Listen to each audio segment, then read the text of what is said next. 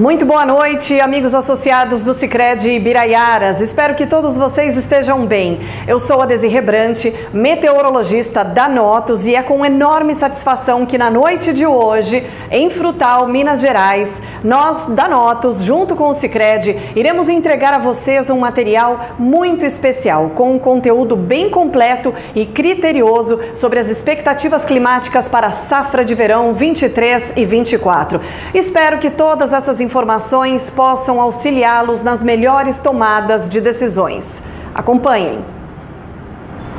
Agora, confiram a previsão climática para a safra de verão 23 e 24, em especial para a região de Frutal, em Minas Gerais. Tudo isso através dos nossos mapas e gráfico com a previsão mais detalhada de chuva e de temperatura para os próximos 180 dias. Mas antes da previsão, é preciso observarmos como estão as condições atuais, principalmente no que diz respeito à umidade presente no solo. O mês de junho fechou com a chuva acima da média entre São Paulo, Mato Grosso do Sul e principalmente região sul do país, sobretudo o nordeste do Rio Grande do Sul, enquanto que no Triângulo Mineiro a chuva ficou ligeiramente abaixo da média. Os índices de água no solo estão excelentes na região sul do Brasil. Agora, entre norte de São Paulo e Triângulo Mineiro, o solo está bastante seco e, como não há previsão de chuva nesses próximos dias, a tendência é de diminuir ainda mais a umidade presente no solo entre Paraná, Mato Grosso do Sul, São Paulo e também algumas áreas do Triângulo. Em contrapartida, no Rio Grande do Sul, principalmente a partir do final desta semana, a umidade do solo não só vai se manter, como também vai aumentar, porque a chuva volta a ganhar força no sul do país no final desta semana. Mas antes de falarmos da previsão, preciso mencionar o nosso protagonista da próxima safra de verão, que é o El Niño. O El Niño está vigente, sim, de acordo com o NOAA, e quando a gente observa o nosso mapa de anomalia da temperatura da superfície do mar, fica muito clara a anomalia positiva, ou seja, o Pacífico Equatorial mais quente. Estamos com uma anomalia de 1 grau na porção mais central do Pacífico tropical, e perto de 3 graus positivos nas áreas mais próximas à América do Sul. E aqui do lado direito nós temos o nosso aquário. Aqui dá pra gente observar as águas em profundidade ali na linha do Equador, no Pacífico tropical, e dá para identificar algumas parcelas de água mais quente que vão emergir ainda nessas próximas semanas e manter o aquecimento em superfície. De acordo com o NOAA, há uma expectativa de 90% de probabilidade da manutenção desse El Niño ao longo agora do inverno, primavera e verão, e com uma intensidade, ainda de acordo com o NOAA, de fraca a moderada. Para uma intensidade mais forte, a probabilidade ainda é menor. Bom, agora vamos ao que interessa, que é a previsão de chuva começando pelas próximas semanas, só para a gente detalhar mais como vai se comportar a chuva agora ao longo do mês de julho. E os primeiros dias do mês serão marcados por uma distribuição bem comum para a época do ano, com chuva no extremo norte do Brasil, na costa do Nordeste e na região sul.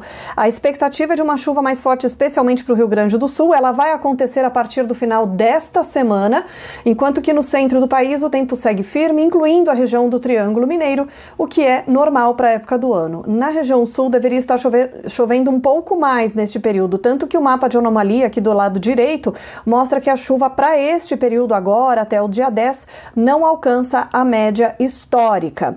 E a expectativa para o período que vai do dia 11 ao dia 17 de julho é que a chuva fique mais encorpada na região sul do país, de acordo com o mapa aqui do lado esquerdo, e ela até ultrapassa a média histórica, como sugere o mapa de anomalia. Semana que vem teremos a formação de um sistema frontal, o que deve reforçar essa chuva no sul do Brasil.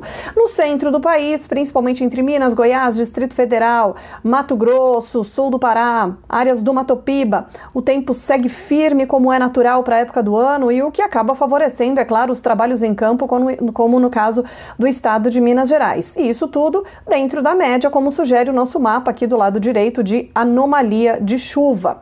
Um pouquinho mais adiante, do dia 18 ao dia 24 de julho, praticamente nada muda no padrão da distribuição da chuva. É chuva para o extremo norte, para a faixa leste do Nordeste e para as áreas mais ao sul do país. Só que no sul do Brasil deveria chover um pouco mais, tanto que ela não alcança a média histórica, como a gente observa aqui no nosso nosso mapa de anomalia do lado direito. E para o sudeste do país, a nebulosidade se espalha um pouquinho mais, tem uma previsão de um pouquinho mais de umidade, inclusive no sul e no Triângulo Mineiro. É mais nebulosidade do que chuva mesmo, dificilmente irá chover. O tempo seco continua a favorecer os trabalhos em campo em grande parte do estado de Minas Gerais. Talvez possa trazer alguma restrição hídrica para algumas lavouras, principalmente as que estão em fase reprodutiva neste momento.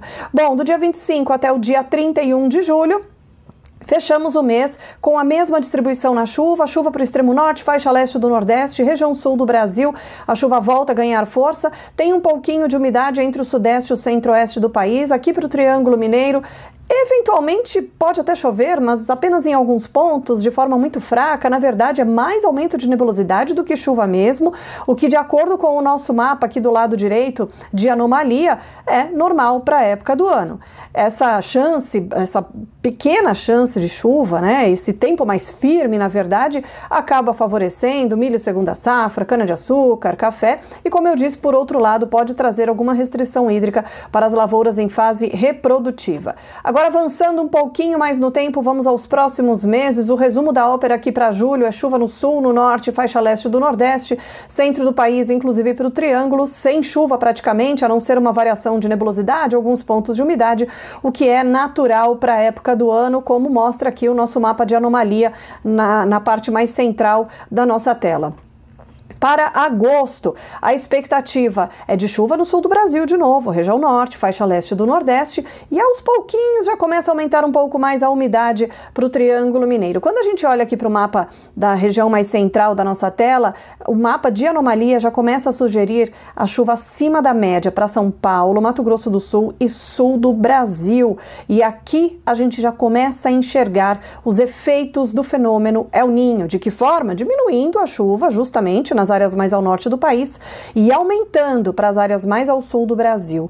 Inclusive, o modelo de previsão em relação, se a gente comparar com a previsão do mês passado, agora essa última atualização até reforça essa chuva entre Paraná, São Paulo e Mato Grosso do Sul.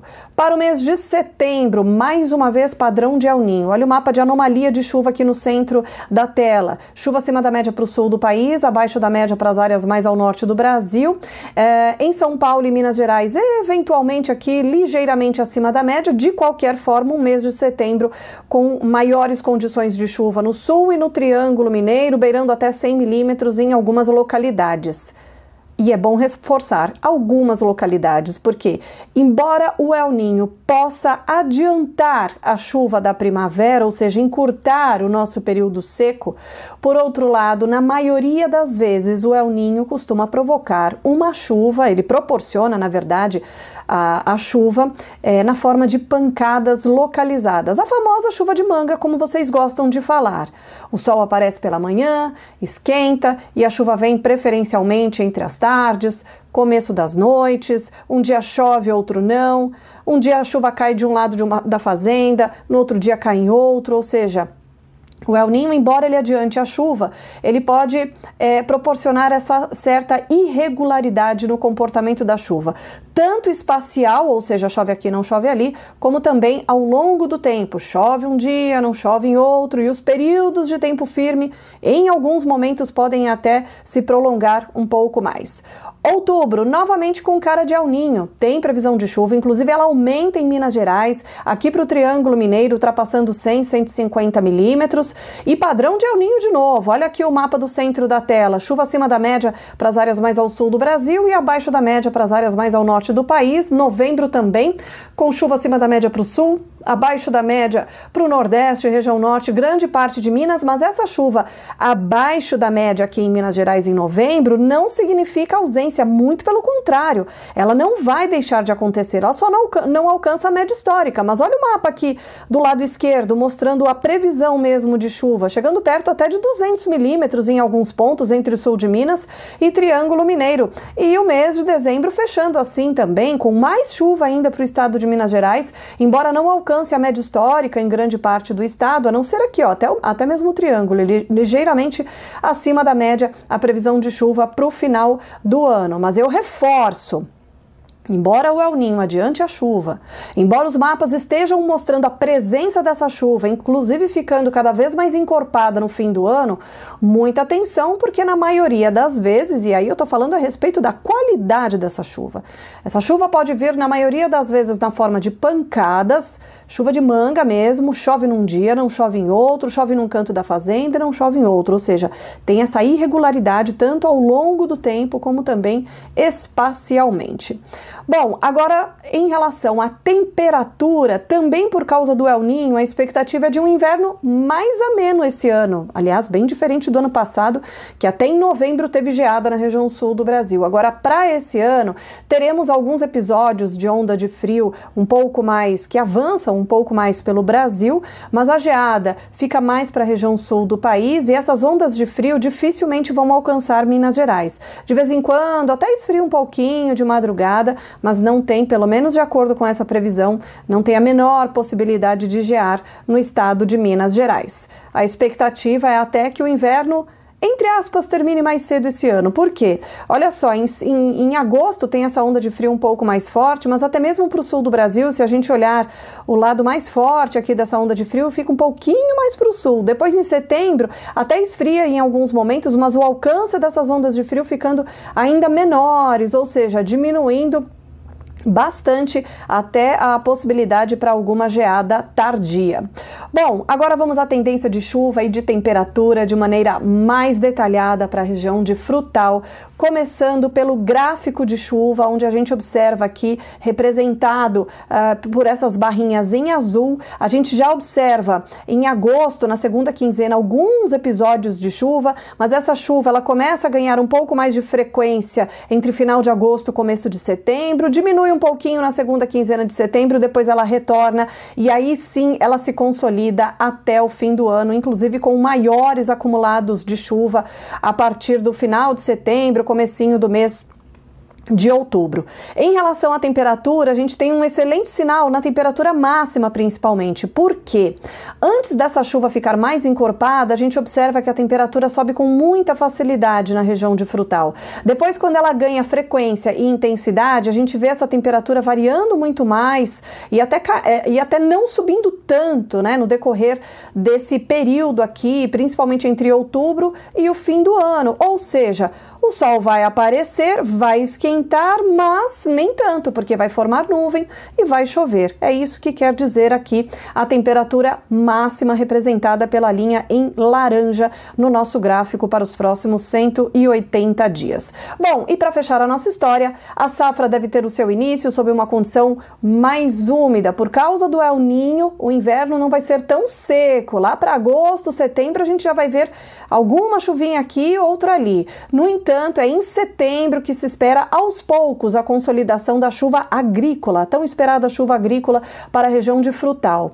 2024 ainda vai começar com bons volumes, porém essa chuva poderá ser mais espaçada e com risco de terminar precocemente. Tem isso também. O El Niño adianta a chuva, na maioria das vezes a chuva vem na forma de pancadas e mais um efeito do El Niño, o risco de cortar mais cedo a chuva. Então, muita atenção agora com esse El Niño vigente que pode, por um lado, adiantar a chuva, pode também cortar mais cedo no nosso verão. Em relação à temperatura, o inverno deverá ser bem mais ameno no Brasil, as ondas de frio vão avançar, mas dificilmente elas vão alcançar Minas Gerais. Além disso, devido à atuação do El Niño, é esperado um inverno mais curto, ou seja, com baixíssimo risco para geadas tardias. E, sem dúvida, o próximo verão vai ser mais quente, principalmente em relação ao ano passado, inclusive com riscos eventualmente para ondas de calor. Espero que vocês tenham gostado do conteúdo e que a próxima safra de verão seja de prosperidade. E não se esqueçam, juntos podemos construir um agro cada vez mais forte. Até a próxima!